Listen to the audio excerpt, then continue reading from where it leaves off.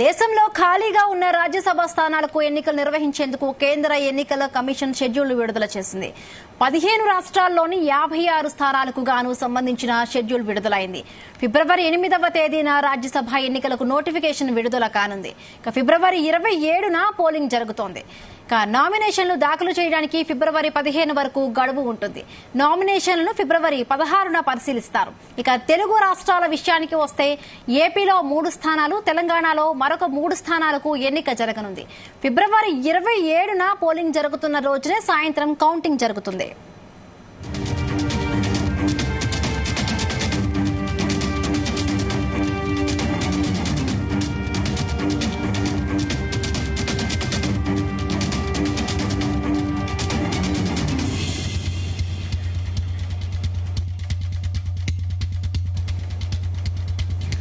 దేశంలో ఖాళీగా ఉన్న రాజ్యసభ స్థానాలకు ఎన్నికలు నిర్వహించేందుకు కేంద్ర ఎన్నికల కమిషన్ విడుదల చేసింది.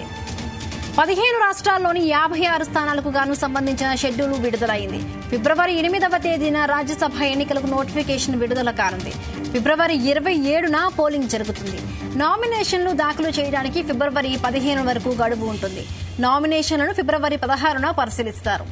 తెలుగు రాష్ట్రాల విషయానికి వస్తే ఏపీలో 3 స్థానాలు, తెలంగాణలో మరొక 3 స్థానాలకు ఎన్నిక జరగనుంది. ఫిబ్రవరి 27న పోలింగ్ జరుగుతున్న రోజునే సాయంత్రం కౌంటింగ్ జరుగుతుంది.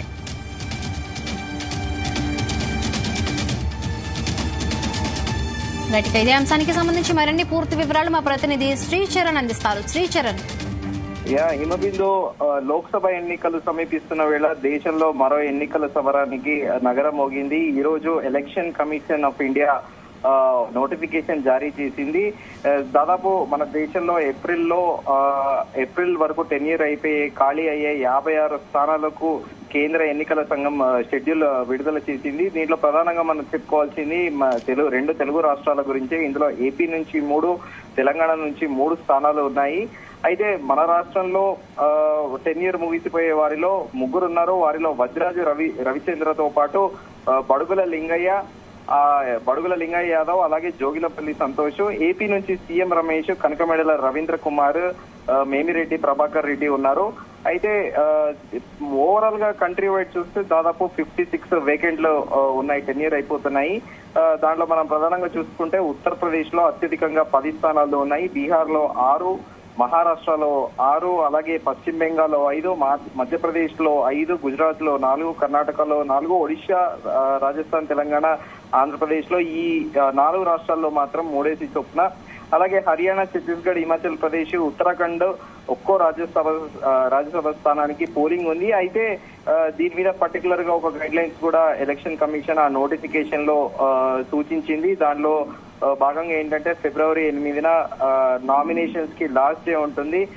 ఫిబ్రవరి 15th రోజు మొత్తము ఎలక్షన్ అఫిడవిట్స్ ఏ క్యాండిడేట్స్ ఎవరెవరైతే వాళ్ళు కంటెస్ట్ చేస్తున్నారో వాళ్ళందరి అఫిడవిట్స్ తో పాటు వాళ్ళ డీటెయిల్స్, డాక్యుమెంట్స్ అన్ని 15th రోజు తరోగా చెక్ చేస్తారు. అనంతరం 16th రోజు ఎవరైనా విత్డ్రా అయ్యేందుకు వాళ్ళకి 16th రోజు ఆపర్చునిటీ ఉంటుంది.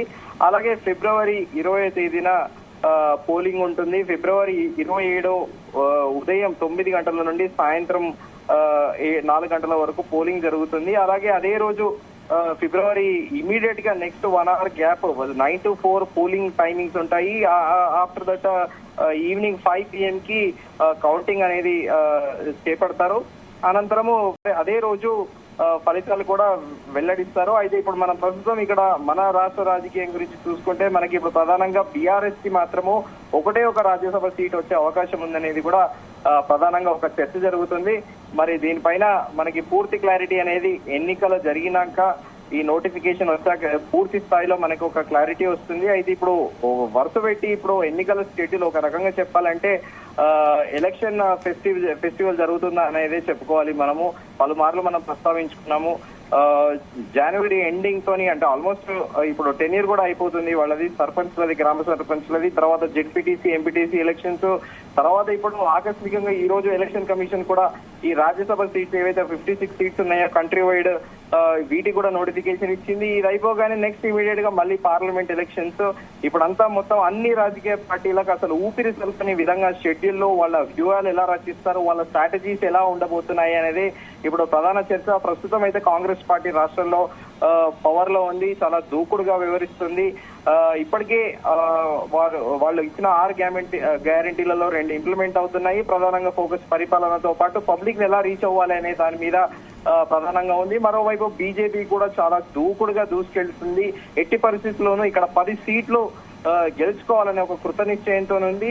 అటు డైరెక్ట్ గా హైకమాండ్ ఎంటైర్ బీజేపీకి సంబంధించిన ఈ 17 పార్లమెంట్ కాన్స్టిట్యూన్సీస్ ని మెయిన్ గా ఫోకస్ పెడుతుంది. నేరుగా డైరెక్ట్ కేంద్ర హోంమంత్రి అమిత్ షా ఇన్వాల్వ్ అయ్యి దీన్ని మొత్తం మానిటరింగ్ చేస్తున్నారనేది కూడా ఒక స్పెక్యులేటివ్ గా నడుస్తుంది.